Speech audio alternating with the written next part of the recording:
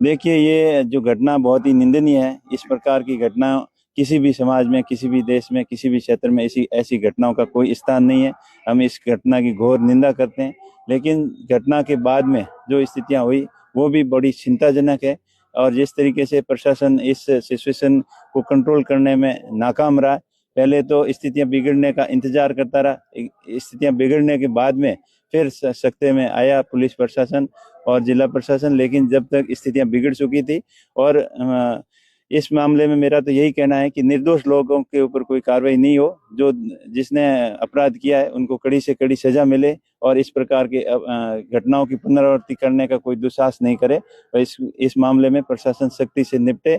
और जो नेता लोग उस घटना को और ज्यादा बवंडर फैलाने की कोशिश कर रहे थे, इसके इसके अंदर भड़काऊ भाषण देकर लोगों को गुमराह कर रहे थे और लोगों को उकसा रहे थे, ऐसे लोगों को भी कार्रवाई होनी चाहिए। और इसके ऊपर मेन जिला कलेक्टर की फेल्योरिटी है। उसने समय रहते अगर सही एक्शन लिया होता तो ये घटना नहीं होती। ऐसी घटना पहले बासंतपीर के अंदर भी हुई थी, उस समय भी पत्थरबाजी वगैरह हुई थी। उस समय की घटना को और इस घटना को अलग अलग नजरिए से देखा गया।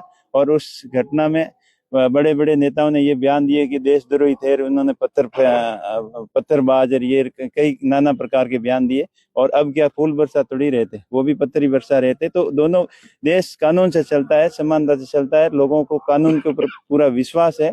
और कानून को लागू करने की जिम्मेदारी, संपूर्ण जिम्मेदारी जिला प्रशासन की बनती है, जिला कलेक्टर की बनती है। कलेक्टर की लापरवाही से इसकी बड़ी घटना हुई और स्थितियां बिगड़ी। और जानबूझ के इस घटना को तूल देने का प्रशासन ने उसमें सहयोग किया है। इस वजह से इतनी बड़ी घटना हुई। हम पूरी घटना की घोर निंदा करते हैं और आगे आने वाले समय में ऐसी घटनाओं की पुनरावृत्ति नहीं हो। स्थितियां बिगड़ रही है तो मैंने आईजी साहब से बात की, जोधपुर आईजी रेंज से। आईजी साहब ने भी यही आश्वासन दिया कि मैं खुद मौके पे जा रहा हूं। एसपी साहब से मैं कंट्रोल लगातार संपर्क में हूं और स्थितियां नहीं बिगड़ेगी, आप चिंता मत करो।